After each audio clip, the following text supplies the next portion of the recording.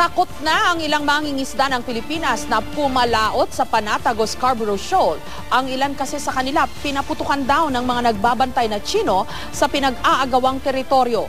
Bukod sa Chinese vessels, meron din daw helicopter ang China na nagpapatrolya doon.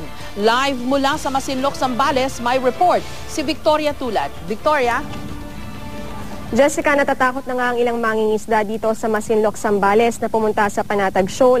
Meron na raw kasi sa kanilang nakaranas na paputukan ng mga Tsino na nakabantay roon. May 2012, kasama ang ilang tauhan ng Philippine Coast Guard, pumalaot ang mangingisdang si Delphine Egana papuntang Panatag Shoal o Bajo de Masinloc na kilala ring Scarborough Shoal. Nais daw kasi nilang tingnan ang sitwasyon sa lugar matapos magsimulang magbantay roon ang mga Tsino. Pero pagdating nila sa Bajo de Masinloc, akala raw niya hindi na sila makakauwi ng buhay. Hindi lang siguro mga 50 putok yun. Dahil sa daming sunod-sunod ba naman na pagpapalayo mo yung sunod-sunod ang putok nila. Ay siyempre, hindi ka ba matatakot? Tumigil lang daw ang mga putok nang makalayo na sina Delphine. Mula noon, hindi na raw siya bumalik, lalo't hindi lang mga Chinese vessel ang sumalubong sa kanila. Yung pinakamataas na Coast Guard ang dala namin, natatakot siya. Dahil may helicopter din pa sila sa taas eh. Inilibutan ka ng helicopter. Kaninong helicopter? Helicopter ng China. Kaya sa Masinloc Bay na lang nangingisda si Delphine gamit ang pana. Nakahuhuli naman daw siya kahit pa isa-isa. Itong pana ang karaniwang gamit ng mga residente ng Masinloc, Zambales sa pangingisda. Sa Scarborough Shoal, kaya raw nilang makakuha ng 15 kilo ng isda sa loob lamang ng 1 oras. Mas gusto nila ito kaysa sa mga lambat dahil sa lambat, kung minsan nadadamay ang mas maliliit na isda.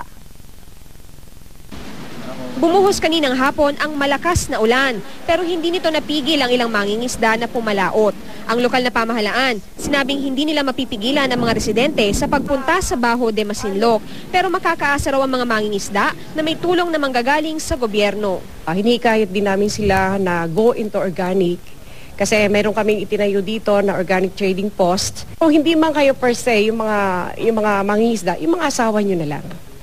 Samantala, dahil hindi na nakakahuli ng mga isdang bato mula sa Bajo de Masinloc, tumamlay na ang bentahan sa palengke.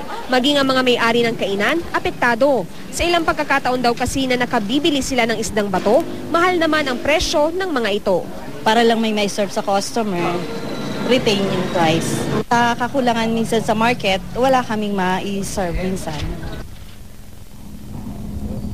Jessica, ayon sa lokal na pamahalaan, nagsabi ang BFAR na magpapadala sila ng mga dagdag na payaw para sa mga mangingisda. Ang payaw ay floaters na nakakaakit sa mga isda para mas madaling makahuli ang mga residente. Jessica? Yun yung tinatanong ko last week, Victoria, yung parang mga dahon-dahon ng mga nyog, di ba, na itinuro ng BFAR sa mga mangingisda para hopefully doon pumunta yung mga isda sa Scarborough para hindi na nila kailangan pang pumunta doon.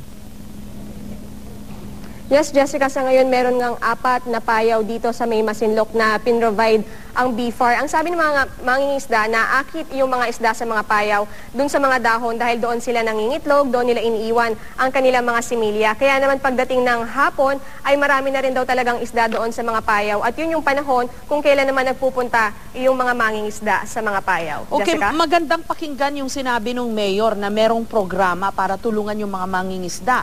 Ang tanong, Victoria, kailan nila ilalagay ito o ilulunsad ito? Kasi araw-araw kumbaga dumadaan yung metro, papaano yung mga pamilya nito, mga mangingisda? Jessica, yung mga livelihood programs naman ay ongoing yan kahit daw nung last year pa at mga previous years at patuloy pa rin nadadagdagan.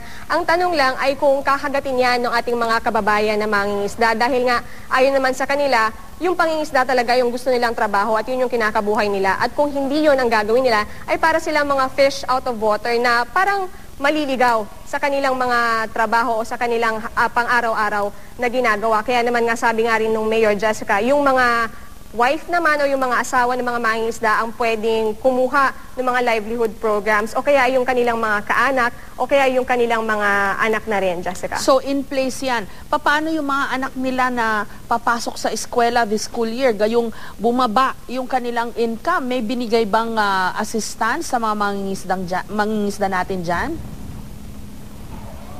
Sa ngayon, Jessica, wala pa tayong nababalitaan na binibigay na dole out o financial assistance doon sa mga mangingisda. Ang sinasabi sa atin ng lokal na pamahalaan, namimigay naman sila ng mga libreng uniform, libreng mga notebook, mga school supplies. Pero yung financial aspect, Jessica, para sa pag-aaral ay wala pa tayong nababalitaan. Meron nga tayong nakausap, Jessica, na nagsabi ng yung kanyang asawa na mangingisda dati sa Panatag Shoal ngayon ay walang magawa kundi tumambay muna pansamantala. Kaya yung misis muna ang nagtatrabaho dahil nga, Jessica, wala namang mahanap o wala namang alam na ibang pwedeng gawin iyong kanyang asawa. Jessica? Okay, maraming salamat, Victoria Tulad.